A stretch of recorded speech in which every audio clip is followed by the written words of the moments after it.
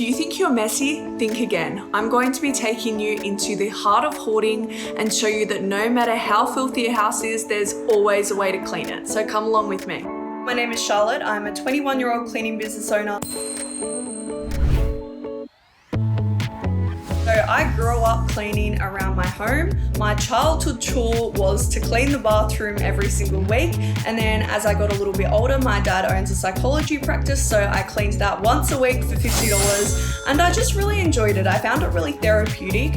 I started the business 2 years ago just after COVID. I was living out of home, needed to pay rent as a 19-year-old and was studying a double degree at uni. So I thought, why not start up something that I'm confident in? In the first 2 weeks, I got hundreds of inquiries and I realized, wow, I can make this into a full-time job. So I actually left university and pursued this full-time. My first hoarder clean was for a single mum that had multiple kids. And when we transformed her home, she started crying and her little daughter had the biggest smile on her face because she hadn't seen a clean home in such a long time. That expression on her face just meant the world to me.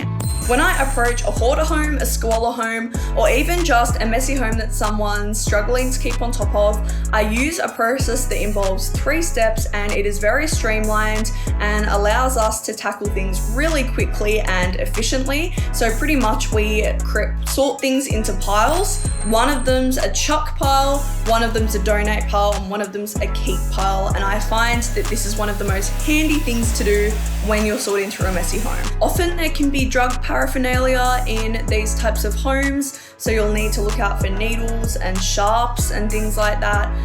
Also just feces. So we wear full hazmat suits, full mask with ventilators in them, gloves and everything else that you can imagine to make sure that we're safe. There have been a couple of things that may have potentially grossed me out a little bit. I have quite a strong stomach, but once I walked into a room and there were 10 dead rats that were stiff all over the floor in amongst the rubble and debris. But you know what, I'm just thankful that they weren't alive. And the other one would be maggots crawling over food. That's probably my worst fear, but hey, you got to be challenged within the industry. So sometimes I can find it difficult because we need to put a stop to the cleaning, get pest control in first so that it's a safe environment for both my workers and I. Now, it's really important to respect clients that are hoarders, and I think that's what a lot of cleaners lack. They don't respect the pace that the client wants to go at, and they just go in and get rid of everything, and it's really overwhelming for the client, and they go back to exactly the same state that it was in before.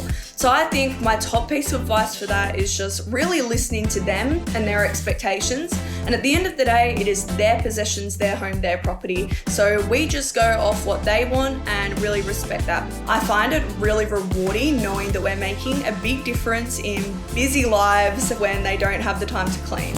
Some things you need to know when starting a cleaning business is it isn't always going to be smooth sailing. Everything isn't always going to be perfect and you're going to encounter things that make you uncomfortable or that challenge you, but that is something that it's important to be prepared for. I want to encourage anyone that is young or old that it's never too late or too early to start a business.